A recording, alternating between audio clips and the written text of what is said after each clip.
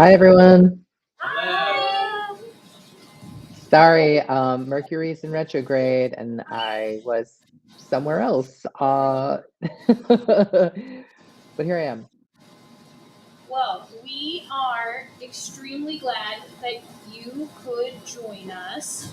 Sam is getting something fixed with the speaker so that we can hear you better.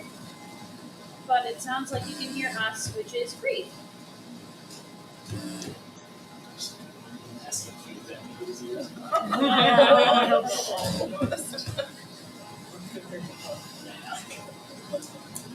Oh, good. Harford County just banned Flamers. Surprise, surprise. Yeah.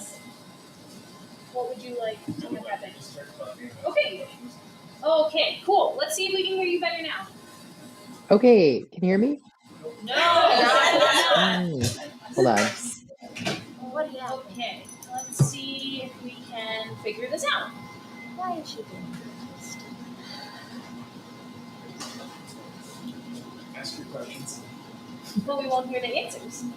Ask your questions. Okay, well, welcome. We're really grateful that you could join us. I was wondering if you could start by telling us a little bit about yourself and your journey into comics. Sure. Can you hear me though? A little bit, but that's not your fault. We are listening. Okay. Well, wait, can you hear me now? A little bit, yeah. Please feel free to answer.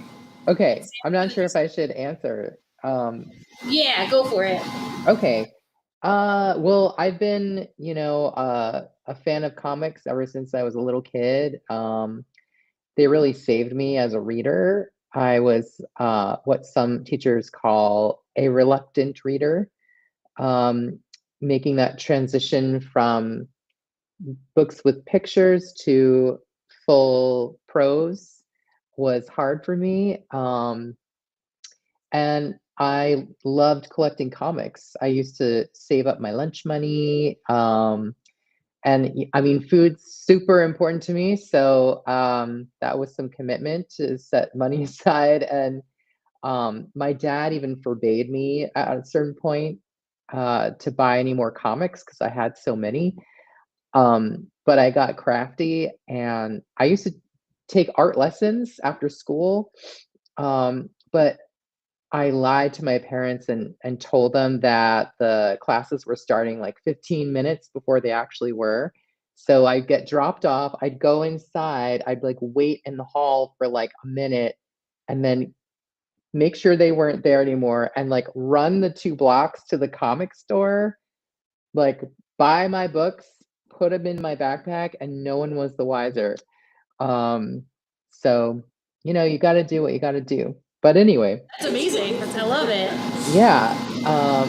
But anyway, yeah, I went to college to learn illustration, and then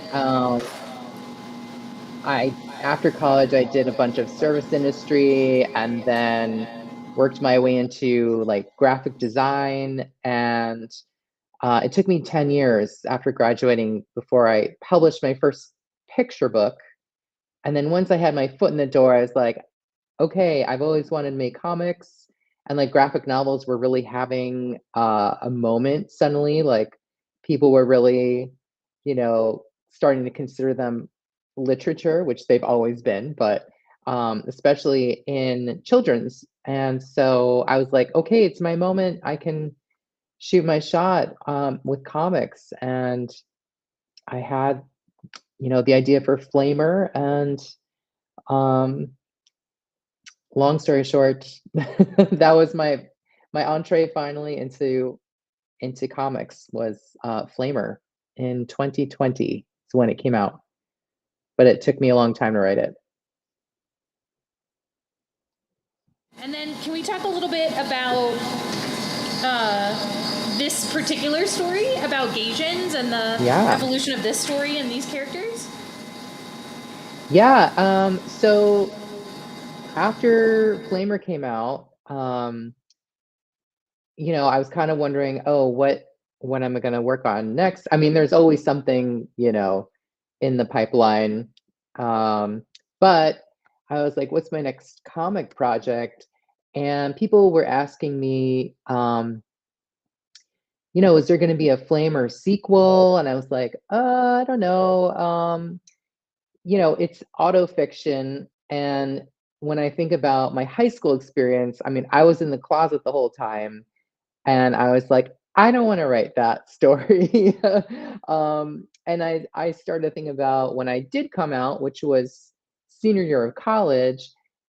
And then I thought, oh, when I moved to Seattle and really started living like openly out, that's when things really got interesting. And when I first moved to Seattle, the summer after graduating college, I made a few gay friends, and like some of them happened to be Asian. And they really took me under their wing, and um, I felt like seen and understood in a way I'd never felt before.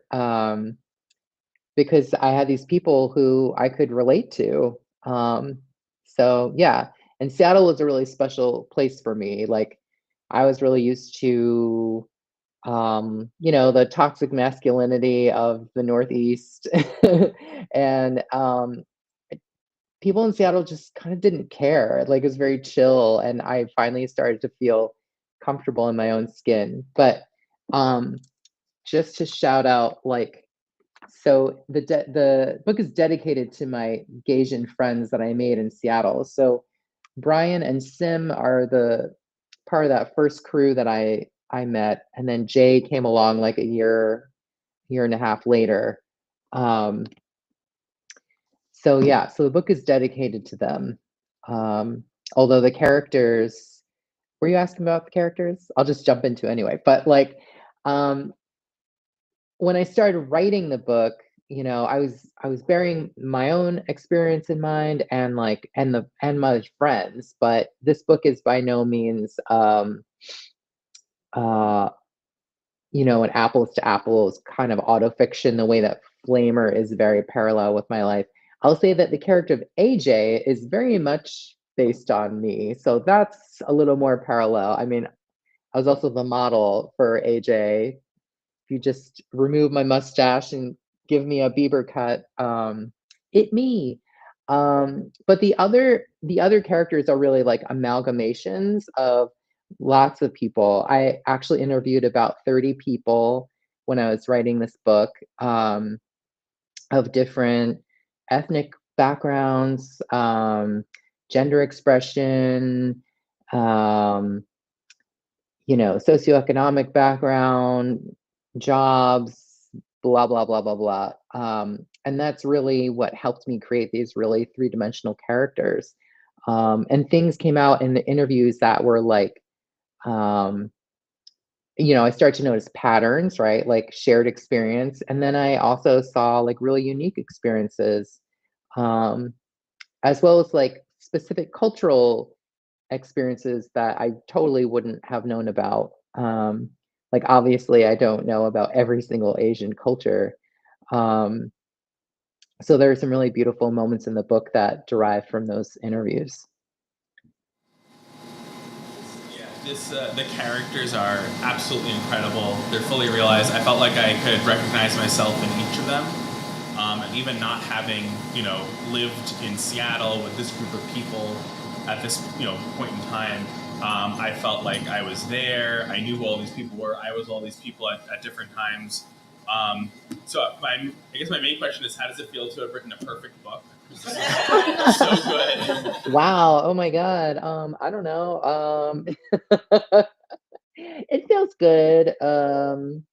No, I'm so glad that it resonated with you. I also feel like each character kind of represents me at a different time in my life. So AJ is very much like baby gay me. But yeah, I feel like I've kind of been each of these characters. Yeah, thank you. Timeless, even though it's set, like 2 decades ago. It feels timeless. It feels very recognizable. All the experiences feel so real. there were so many instances where you could see how, one character was making a mistake maybe or whatever, and you're like, oh, is it going to be like antagonistic? But it's, all the characters really get their due. They're represented so well. So yeah, I mean, that's incredible. I didn't realize that you'd interviewed so many people. Were these like like, how did you go about doing that? Like, how does that happen to Yeah. distill, over 30 people into 4 people? Yeah, some people I knew, and then some people were referred to me by the people I interviewed, or other people who knew that I was looking for folks to talk to. Fun fact is, on this page towards the end, almost all of the people I interviewed are on this page. Not everyone, but yeah.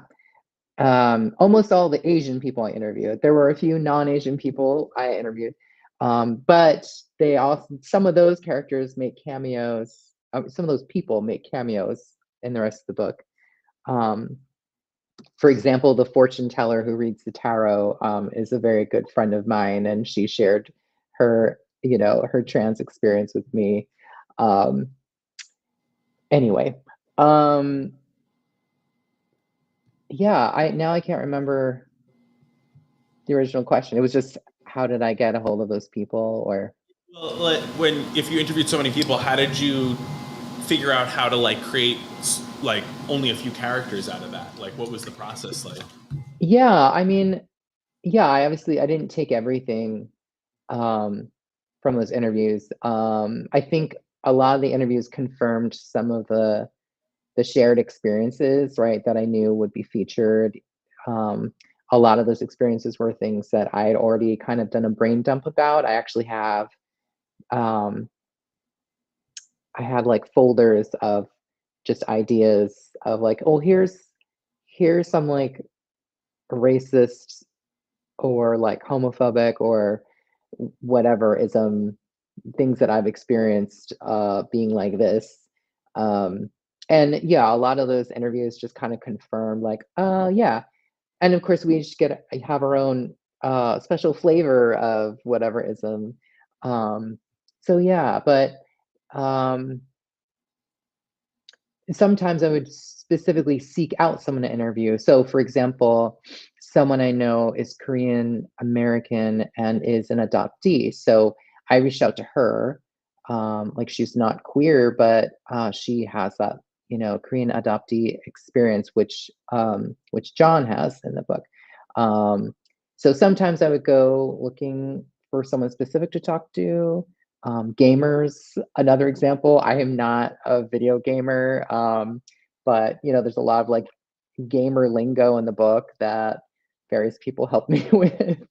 Um, and then sometimes things came out of the interviews I was saying before, like cultural moments or touchstones. For example, one person I was talking to about his Vietnamese heritage, and like I knew there was that moment when Stephen, or actually, I'm not sure if I thought of,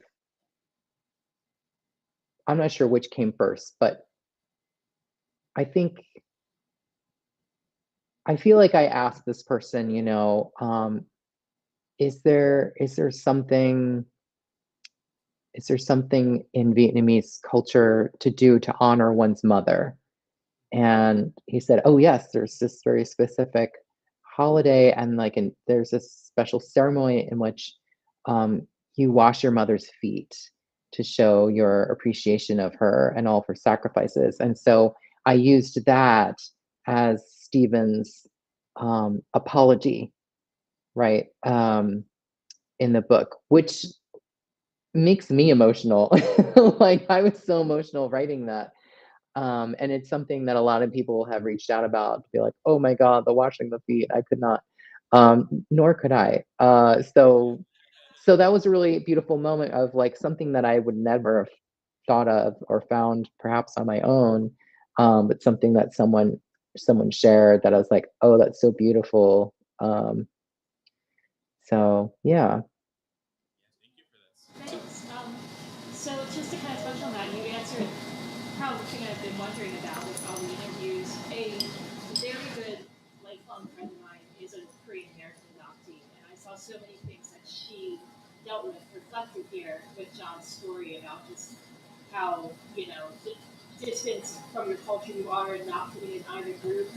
Things I've heard her talk about, her family, and actually she, growing up, her childhood best friend was a girl who was half Korean, and they both had that feeling of not fitting in either culture that they connected over. And so having AJ and John connect over that torch, I was like, yeah, that's really cool. That's like I know I've seen that happen in real life too. That's really cool. That's in there, and it's not something you see so often. So yeah, thank you for that. And, yep. Yeah, I'm so glad, that uh, that connected with something that you've seen, because I mean that's certainly my experience, right? Like AJ's experience of being mixed and kind of not fully belonging, not feeling like one belongs fully. And it's, when I've talked to other adoptees, it's like, oh, this is like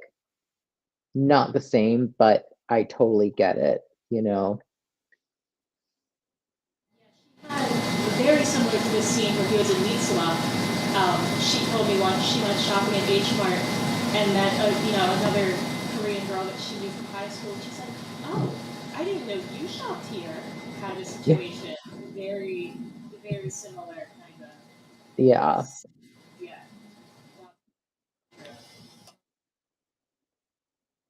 Could Oh, you sorry. say more about the decision to set the book in 2003? We all thought that was really interesting, the time period specifically.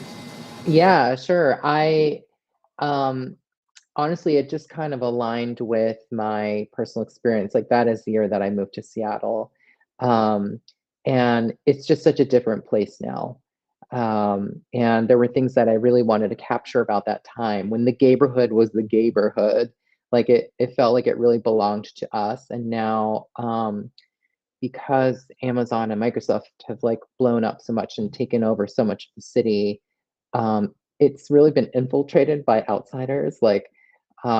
So the neighborhood just changed so much. It's still the neighborhood. It's still like the queer center of the city, but just all this money came in, of course, which is what happens. And all these folks um, who are just like, oh, this is a cool place to live, but move there with no real cultural context. And then people open businesses to like cater to these people. And anyway, it was a special time, and I wanted to kind of capture that moment. There are a lot of places that are institutions that are still there, and some that are not. And I really just wanted to kind of document um, what it was like. And I do like that I kind of came of age before app culture, when we had to go to the bar, or we had to go to, you know, just public spaces to meet people. I mean, there were still like, obviously there were like websites, but it was still different, right? Because it wasn't like on your person at all times. Um, and yeah, I mean, I don't know. I don't live there now. I live in a much smaller town. So yeah, that's pretty much why it's set there. Just my own experience and wanting to document. And I will say, I really appreciated your afterword and how you okay, talked about how they aren't a monolith and how you specifically talked about Asians obviously, but like that's kind of rings true for any like minority. And so on that topic though, were there any like characters or archetypes or ideas that you left on the cutting room floor that you wish you would have like been able to put in? yes.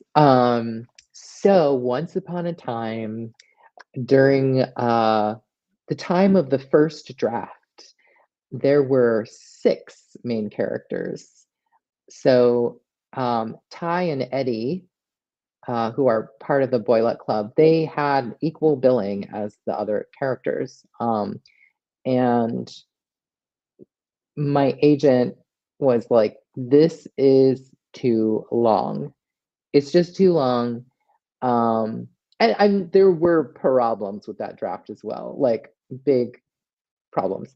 But still, she was like, you need to cut down your characters, you need to streamline this, like you cut it in half. And I was like, in half? Like, she's like, yeah, it's AJ, Kay, and Steven. Just axe the rest. I was like, not John, not daddy. So I was like, listen, I will write a second draft. I'm gonna write it with John though, and then you tell me if I should cut him. And then I wrote it and she's like, no, you're right. No, it's good you kept John. I'm like, okay. But that being said, yeah, there were so many things about Ty and Eddie. I mean, they had fully realized arcs. And there's so many things I like want to tell people about them, you know. And sometimes I'm like, oh, will they have like a spin-off? I don't know. But there were a few elements of their arcs that I gave to other characters, other main characters. But they are still who they are, and there are a lot of parts of their story that did not get told. But they were very useful supporting characters. We just don't know much about them in the book. But it was important to me that I keep them in some way because I wanted to show like a happy Asian couple. So they kind of like showed up when I needed them to for like, um, uh, for the plot or to kind of like, beef up the group a little. So it felt more like an actual community. Appreciate that there were like happy characters, like not that everybody else in the group isn't happy, but that there are like happy, stable characters. It like really fleshes out the world and like the narrative you're kind of telling that not everybody is like feeling like messy. That like there are people who like there are like queer people who are like less messy, I guess. Yeah. Like, yeah, and I mean, we all get messy, but we're not all messy all the time by any stretch. And so it was good to have like, because there are those times of your life, right, when you have like a few friends that are just kind of like solid that you're able to kind of lean on and they're not going through it. Like I've definitely had those friends and then they have their moment and I try to show up if I can. Yeah. Who Hassan is based off of. Wait, who what is based off of? The question is who Hassan is based off of? Hassan. Girl. Well, Hassan is kind of an archetype, right? Hassan is just like that bitch. Like there were kind of people in Seattle, right? Like there's just always that gay that's just like, hi, how are you? Let me like give you a backhanded compliment and also just show off a little bit because like your life is great, but like, oh my God, mine is so much better. Did you know?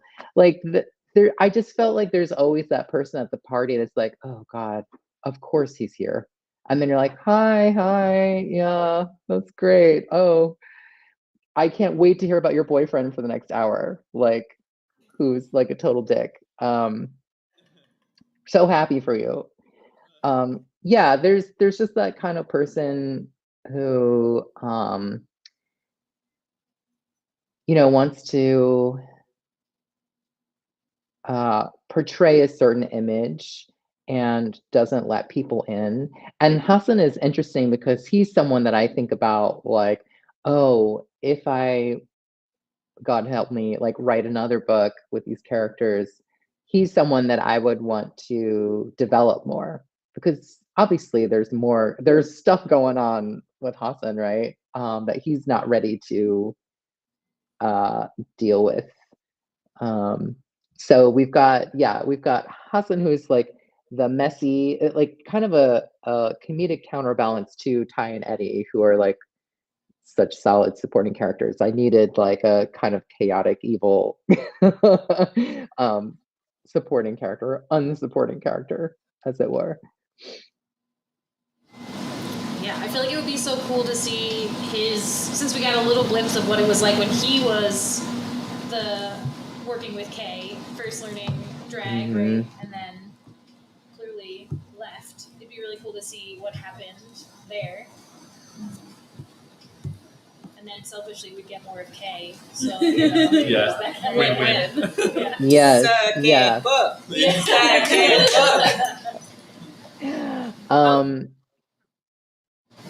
What was it like going from like the children's literature world to creating for adults? Because like my day job's a teacher, right? Like Flamer has been in everyone's mouth since it came out. So what was that kind of process or feeling like going into being like, no, I'm specifically creating for adults?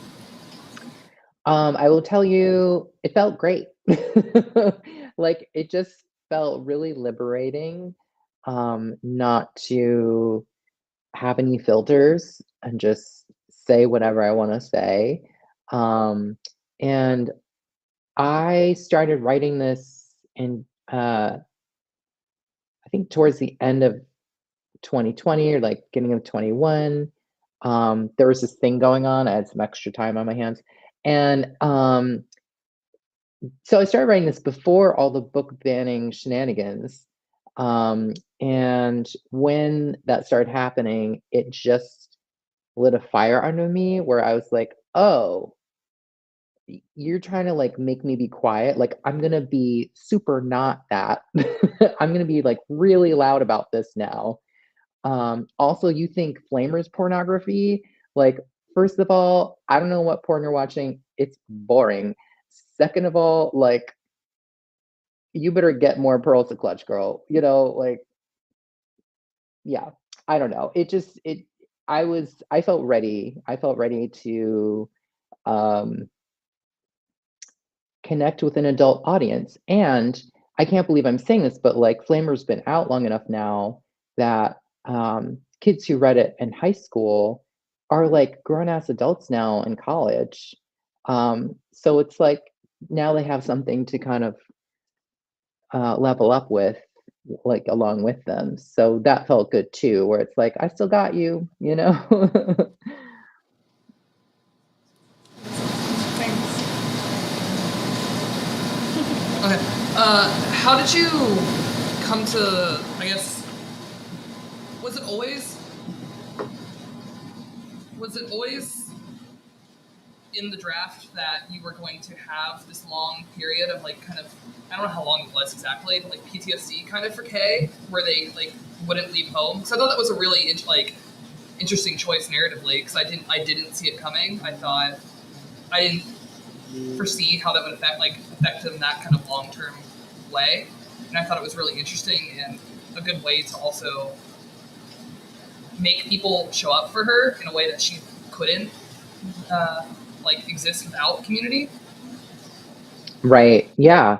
Well, in the first draft, I told you there were a lot of problems with the first draft. One of them was that Kay was attacked, but she was like really beaten and injured and like hospitalized.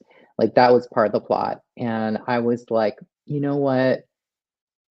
I don't need to show that. I don't need to show like another trans person um, being physically brutalized. Like I wanted to show that she could protect herself. But there's still a consequence to that situation. And I just felt like in this version of the story, like Kay is always the strongest one out of the gate, right? She's the one that's holding everything down. She's the, the pillar of the community, and like she's one showing up helping everyone all the time. And so I felt like she needed to get that back, and we needed to see that contrast. So how would Kay be stripped of her power? It would be, a psychological thing, I think. If it's not going to be a physical thing, which I didn't want to do. So yeah, I needed something that was going to motivate everyone else to like get their act together. Um, I needed someone, um, yeah, because since she was the glue, right? It's like, okay, she can't do it. She can't do it all the time, and I feel like that's something that I'm trying to be more aware of in my life, and that I'm hoping we can all consider just like how are we showing up for each other, especially with everything going on and like the cognitive dissonance that we're living in. Like, how can we act as a community? Um, because we're not, each of us cannot be strong all the time. Um, so yeah, um, that's why it was so drawn out.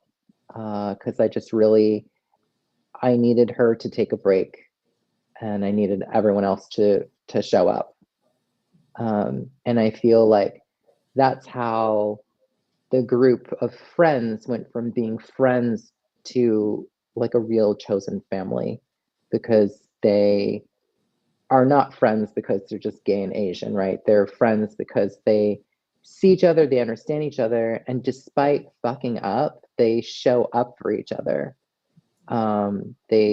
They just stick with each other and they walk through that fire together, and that is what um, forges the chosen family in the end.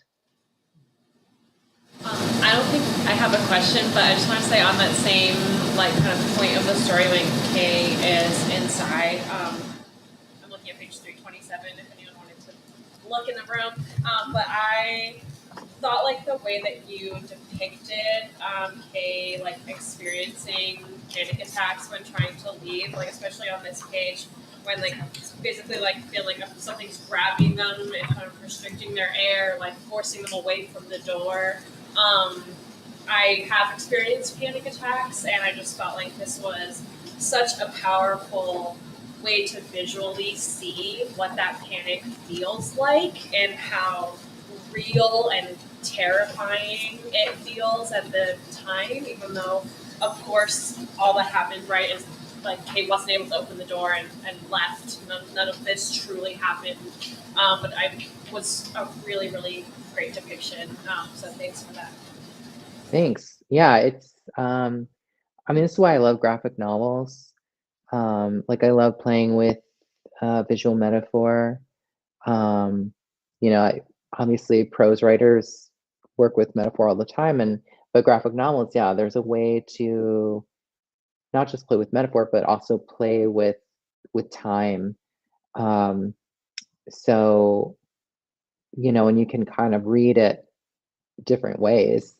Um, but all those short panels like kind of try to encapsulate all one moment at once, but also feels both fast and long, which is what a panic attack is like to me, right? Where it's like I feel like I'm trapped in this like almost like deadly feeling, and it almost like lives in its own space and time. Like even after it happens, you kind of remember it, right? So yeah, thanks for sharing that. Yeah, that was an intense one.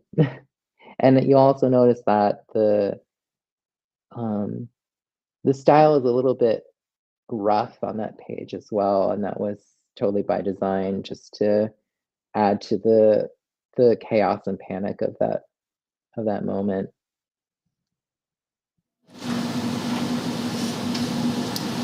Do you have a favorite page or illustration in the book?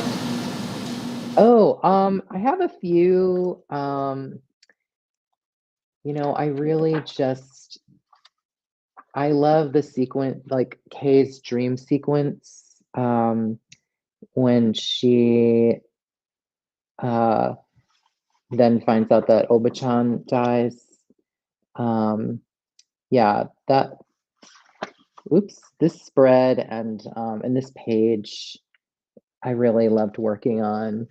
Um, I also love the group dance scene towards the end. Um, a lot of the kind of larger real estate pics I love. I also love the portraits of each character in the beginning. Um, it's just fun, and I got to get really detailed. I do love this was a beast drawing this gate, but I love the Chinatown gate. Yeah, I'm trying to think what else sticks out. It was really fun drawing the Halloween drag scenes. Because I love drag. It is my sport. But it's like, oh, I get to like design costumes, and just fun because I used to do drag in Seattle, first for fun with friends, and then I used to perform in a show, and yeah, it just brought back a lot of like really great memories. I mean, not the not the hate crime, but everything else was really fun. Yeah. Also the title, the chapter title scenes. Anyway, if there's a lot of real estate and a lot of detail, it probably means that I really care about it. The tarot cards, love that. Yeah, it's juicy. I wanted to say one, I adored this. There were multiple times I had to put it down and just cry, and like that to me, like if media makes me cry, it's a marker of success, and I adored everything about this. Kay's relationship with her grandmother was also very special to me. I had a similar relationship with my grandmother before she passed, and so it just like really hit me in the chest. And then conscious of that, I have perhaps a very silly question. When Kay is in the parade on the chicken, is that an egg joke? Because she hasn't come out as trans yet. Oh my God, I didn't think of that, but that is so funny. I might steal I it. had decided in my head, I was like, oh, she's gonna come out as trans because she's an egg. Yeah, no, I love that. That's so funny. Yeah. Yeah, I should just be like, oh yeah, I totally thought of that. So if you know, you know. No, but I love that. Maybe it was subconscious, I don't know. But is she the chicken or the egg? Because I don't know, maybe she's having some trans babies later. You don't know. We read the print version, but I saw there was an audio version. What was Yeah. it like working, and that you were a part of that? I listened to it. So what was that like watching your, print, very visual media become audio? Yeah, it's interesting because I didn't adapt it. So like thank God. I just didn't have the time, but someone else adapted it for the audio script, and then I kind of went through and made adjustments and tweaks, and but it was such a fun process being a part. I got to do the voice of AJ, and it was a full cast. And I think everyone did such a great job. It's so eerie to me to listen to it, but I'm obsessed. I'm just like, wow, it's really fun. And I got to meet a bunch of the voice actors when I was on tour. So Stephen and John came out for some events, which were great. And also, just fun fact: my sister is also in the cast. My sister's a voiceover actor, and they did a lot of kind of supporting or like minor roles. But yeah, super cool.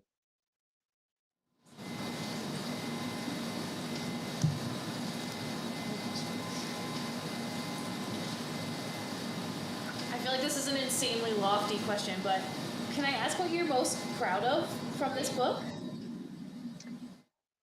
Who? Um,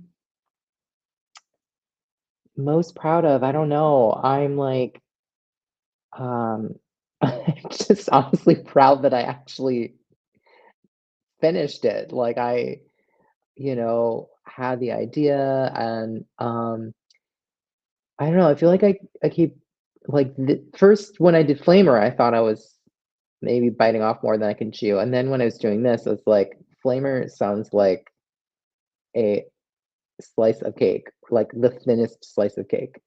Um, it was hard. It was really hard.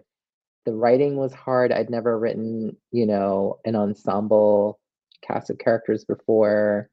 And the illustration work was just a beast. Like I've never worked so hard in my life. Like I kind of cracked towards the end. I felt cuckoo banana town. Because I was working like 2, 3 shifts a day, basically, like working to 3 or 4 in the morning the last like 2 months of the book. Like it was very unhealthy. And I had to move. I had to move during that time. So yeah, my partner will tell you I was completely unhinged. And we were moving in together for the first time, so you can only imagine. But yeah, they were so supportive. Like they were, cooking meals and cleaning, and I was just a machine. So I don't know. I'm not proud of being super unhealthy, but I'm I'm proud that it wasn't in vain, I guess. Like I'm really happy with how it came out. Echo something Gary said before. Like I also adored this book. Um, all of the characters are so relatable, even though my like lived experience for them like overall is like pretty different from a lot of them. There's still so many aspects of their personalities or certain things that they did experience that also hit home for me, either things I experienced or things that I saw or have friends who experienced. Um, One other item I just want to thank you for with John. I was like, I still love John. I was loving John so much as I was reading, and then when Kay came out and John sort of struggled to be immediately supportive and said some kind of shitty things, I was like, oh, what the fuck? Like, I was pissed. I've definitely had I have some trans friends that I think like had a really hard time coming out and stuff, and I'm like feel very protective over.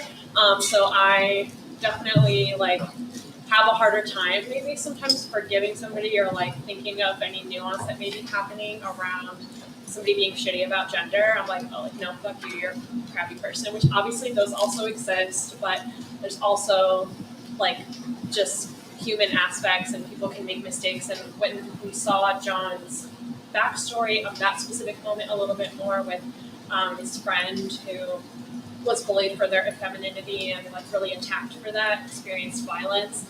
He really understood more that John was genuinely very concerned that Kay was going to be in greater danger. He didn't feel capable maybe of like fully protecting them from that.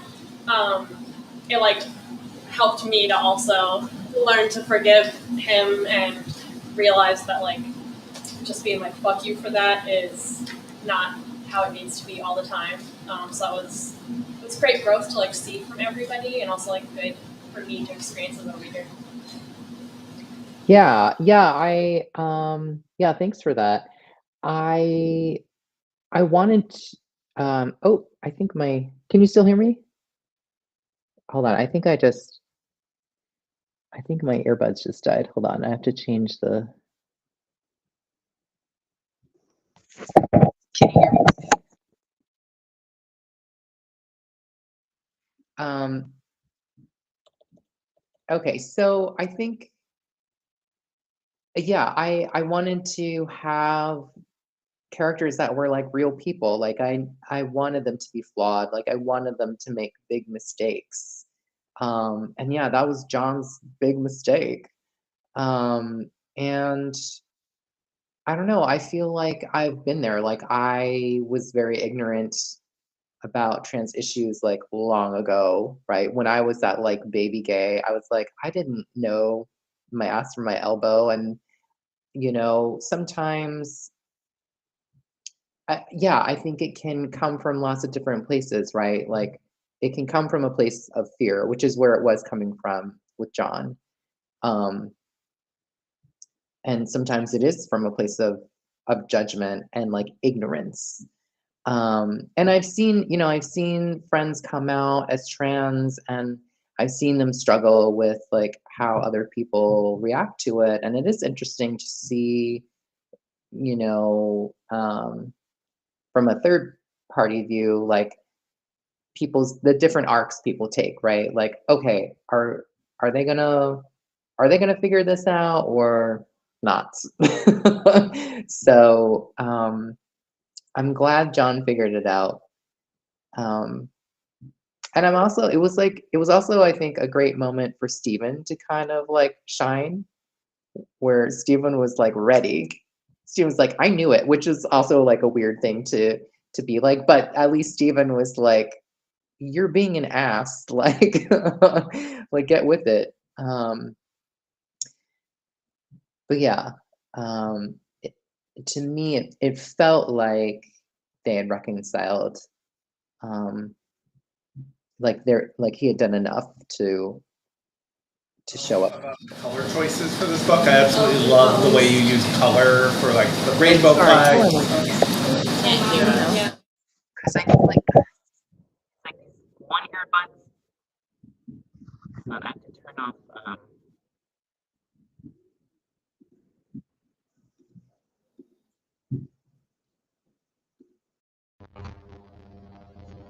For me? No.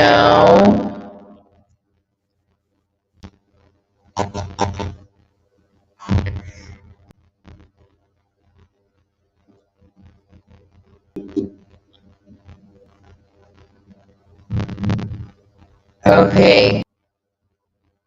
No. Oh crap. Okay.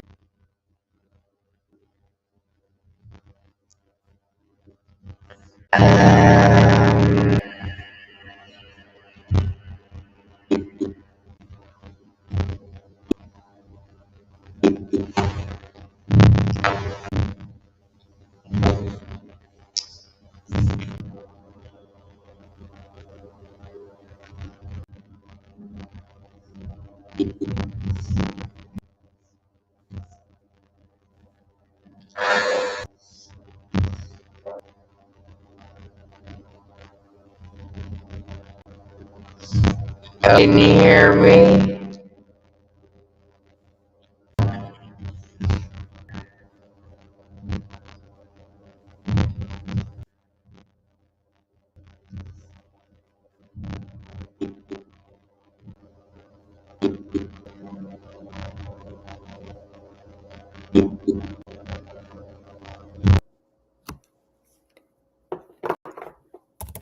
Okay, can you hear me at all?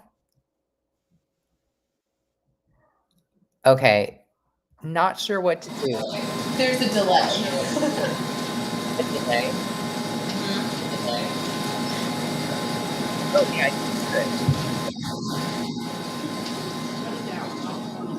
Right.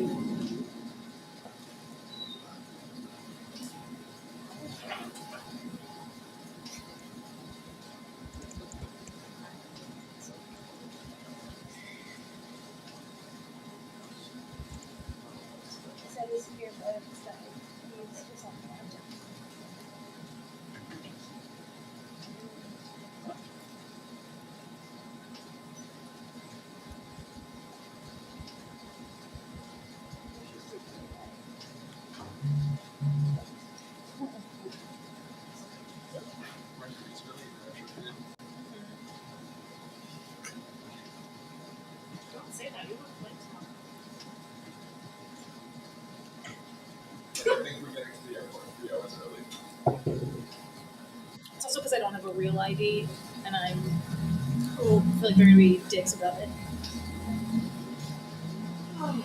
You can bring your passport. I don't have a passport. I mean, I do, but it's like long expired, so it doesn't really help me at all. Okay.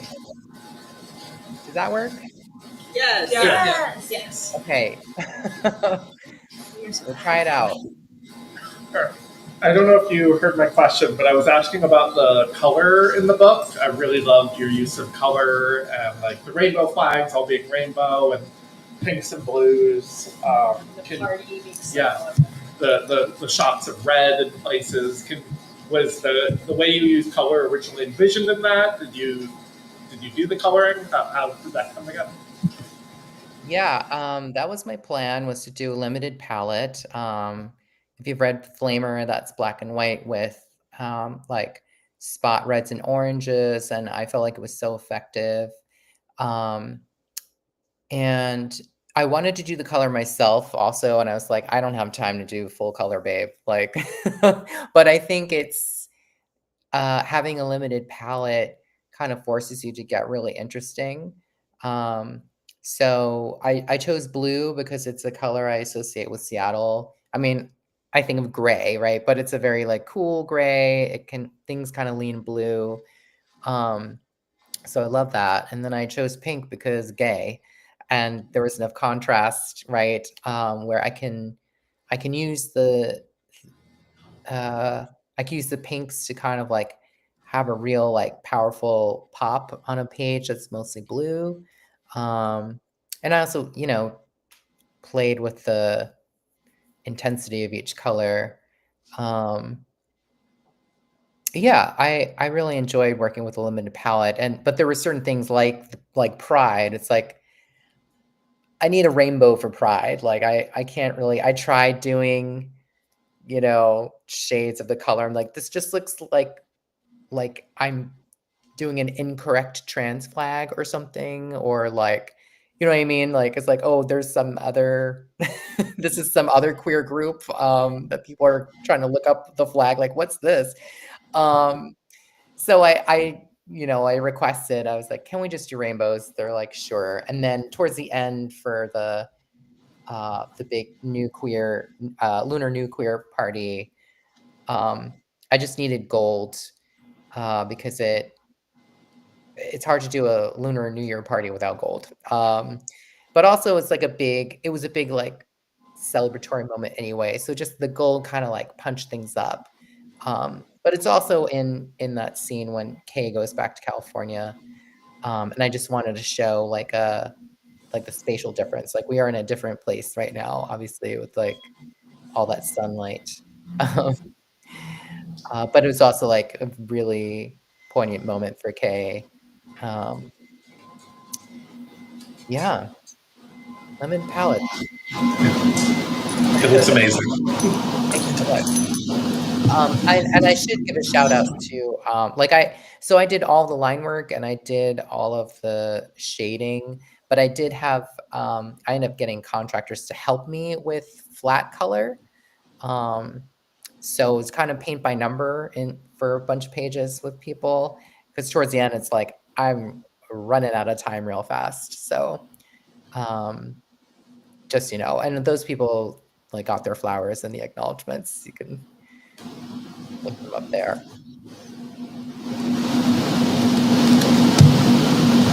Other questions for Mike? Do you remember what your drag name was when you performed in Seattle? Do I remember? Do you remember the way that you want to share, or do you want to like? She's still with us somewhere. My drag name is Homo Arigato. Yes, yeah. She's fun. It's interesting. Yeah, I totally want to make a book that's just about drag and drag queens. So TBA, I guess. Still working on it, but yeah, drag is so important to me. It's funny too because my storytelling you could totally see in my numbers, because I don't know, I get bored if a girl's just like moving her mouth around. It's like you gotta keep my interest, honey. Like what's the story here? What are we trying to say? I know you came in like a wrecking ball, but like what happened then? You know, it's like, anyway. And it was interesting also, like thinking about my numbers and like I was like, oh, there's some consistent themes.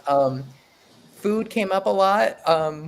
Hello, Carby doll, and murder. I don't know, but you did not cross Miss Homo. Like, she was a scorned woman who got revenge in many of her numbers, apparently. So is your next book, like, is that your next kind of project, is to make a drag story? It's like, I have some ideas floating around. It's definitely not I'm working on like 3 other projects right now, and it's not those. So, but I have like a parking lot of ideas. So I'll let you know. Yeah, but it's definitely something I want to get to eventually. Are you able to share any information about any of the projects you are working on? Yes, I am working on a picture book called Hello, Halo, Halo, which is about my favorite Filipino dessert. And it, it's a little bit about Filipino culture. And I am working on a Flamer prequel, which won't be out for a while, but it's a middle grade book that I co-authored with my bestie Lara, who's my real life Violet, if you've ever read Flamer. That's who the book is dedicated to. And so it's a sort of like Will Grayson situation where we each wrote for our respective character. It was a joy. Yeah, a real joy to write. And I'm illustrating it, but it won't be out for a long time. Like maybe 2028. So, and the picture book's like 27. So I don't have things coming out for a while. So people just have to be okay with Gaysians for a minute. It was pretty phenomenal. Yeah, it was really good. Definitely worth a reread. Yeah, it was really 100%. good. Yeah. Have you been reading any comics or graphic novels lately that you've enjoyed? Yeah, right now I just started reading Everyone Sucks But You by Kay Roten. It's cool. Like I just started it. What else did I just finish? I'm like a deer in headlights whenever someone asks me this.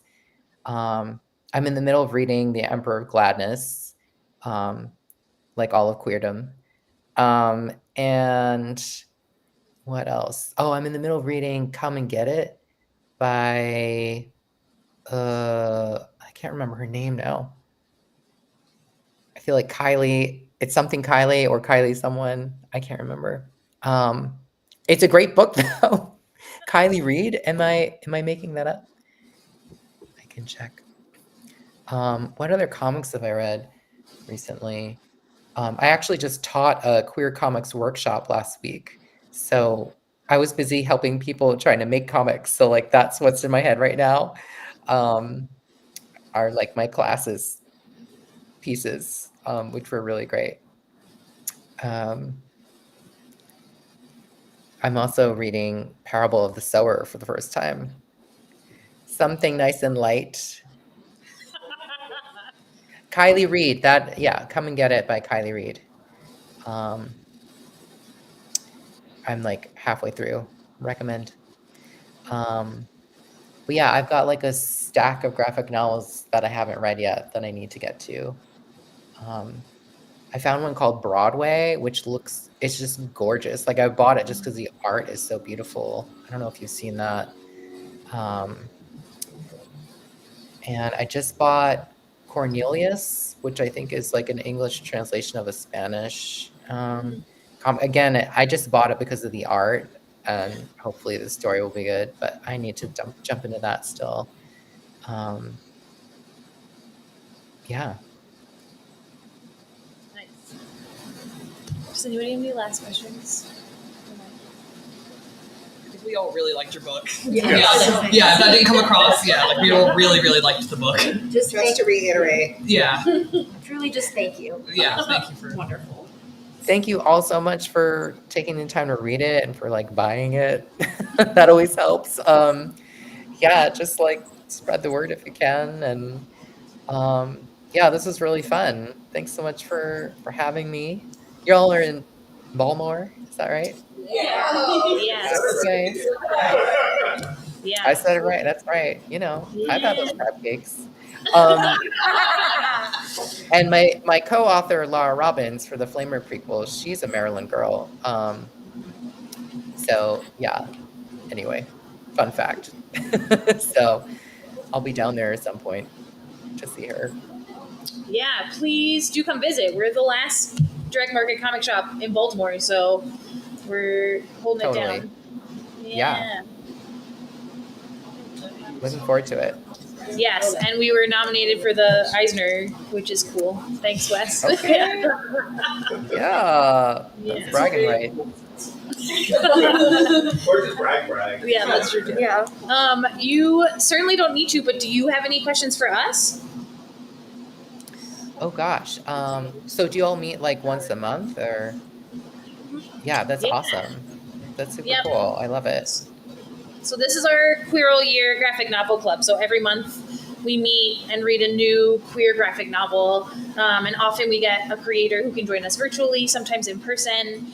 And we get to read a ton of different fiction, nonfiction, all different stories surrounding queer characters and by queer creators. Great. Okay, so do you have graphic novel recommendations for me? A lot of us said Mimosa by Archie Bongiovanni was the book that all of us were like, this feels a lot like similar.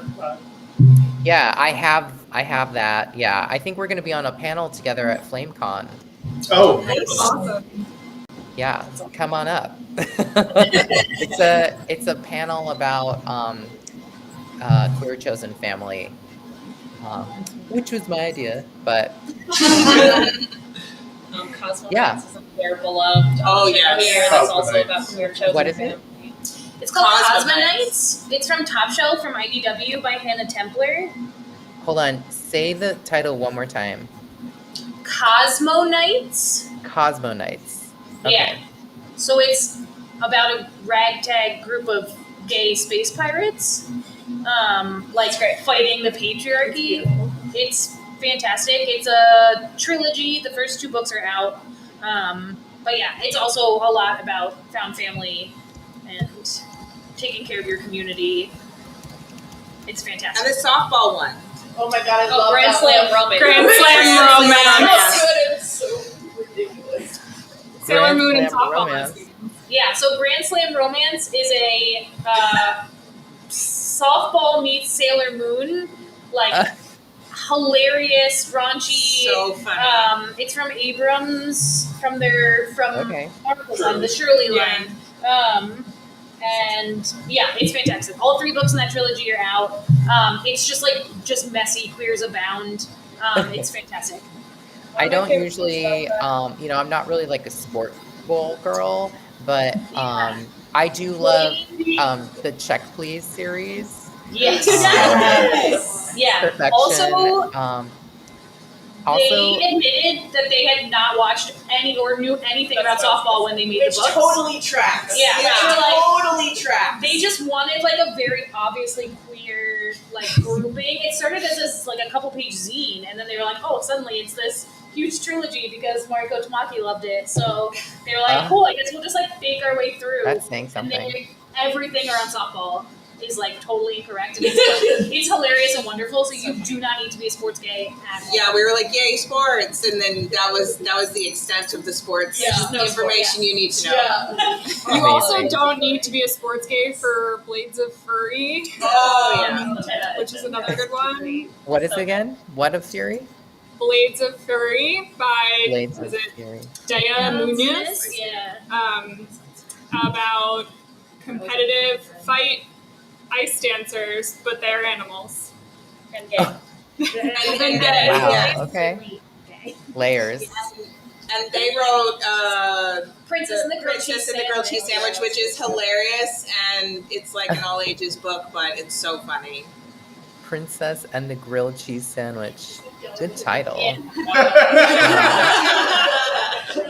Yes, we read a lot of different books. I'll name one more sport one, which I love, I don't even think there was any queerness in it, but it's called, do you know Dragon Hoops by Jean Yang? Yeah, so good. It was, I couldn't believe how enraptured I was. I was like, oh my God, I can't believe I'm like reading this thick of a book about basketball, but That's how I pitch it to people. I'm like, this is the only book that could make me care about basketball. Like, yeah. I'm a huge American-born Chinese fan, so I was like, all right, I'll give it a try. And then I was like, I finished. Yeah.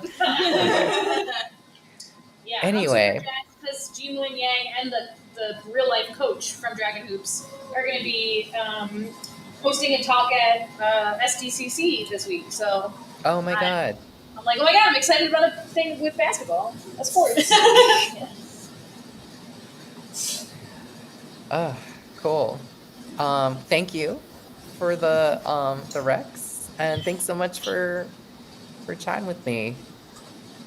Thank you so much for making the time. I know you just came back from a whirlwind tour, so thank you for spending a night with us. I always say, no matter how much people loved the book when they came to the table, and this was a universally loved book, but we still get to appreciate it that much more when we get to hear all of the love and care that you and work that you put into the book. So thank you for being here and for sharing with us.